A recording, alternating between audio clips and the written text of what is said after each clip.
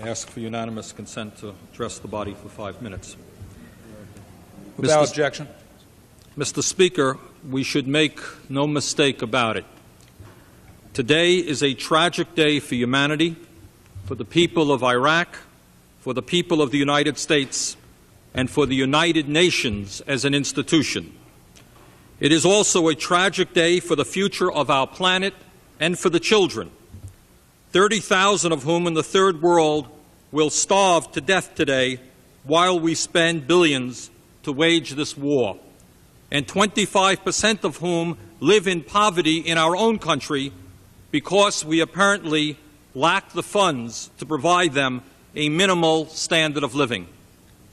Mr. Speaker, despite the fact that virtually the entire world has been united against Saddam Hussein, a two-bit vicious dictator who illegally and brutally invaded Kuwait, the President concluded that there was no way of resolving this conflict and achieving our goals other than waging a massive war, perhaps unprecedented in the history of the world in terms of the death and destruction wrought in its first day as a result of our aerial attacks. I disagree with that assessment.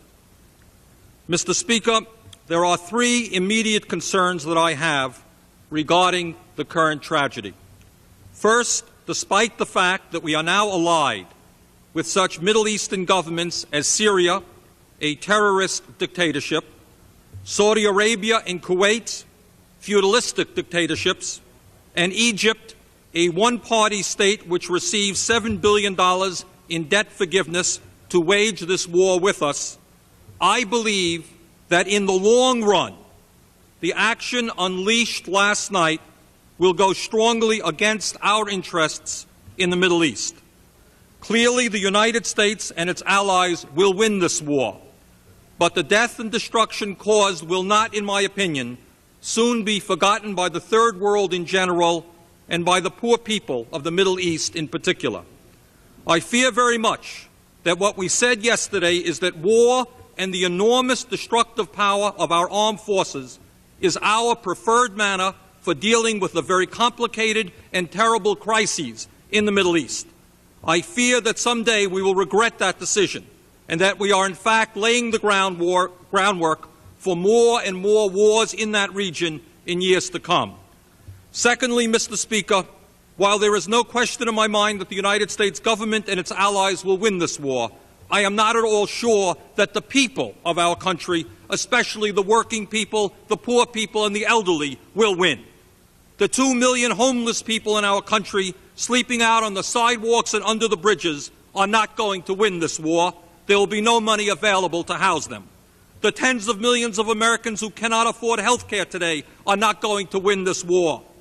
There will be no money available for their needs. The family farmers in Vermont who are today being driven off of their land are not going to win this war, nor will the children or the elderly, who in all probability will see cutbacks in their Social Security and their Medicare checks in order to fund it. Mr. Speaker, it is incumbent upon us to do everything in our power, now that the war has started, to prevent unnecessary bloodshed and to support our troops in the most basic way, by bringing them home alive and well. I urge my fellow members to ask the President to stop the bombing immediately and request that the Secretary General of the United Nations go to Iraq to begin immediate negotiations for the withdrawal of Iraq from Kuwait and the cessation of the war. Let us do everything in our power to stop unnecessary bloodshed. Thank you. The gentleman's time has expired. Under a previous order of the House, the following members recognized for 5 minutes. Mr. Gonzalez.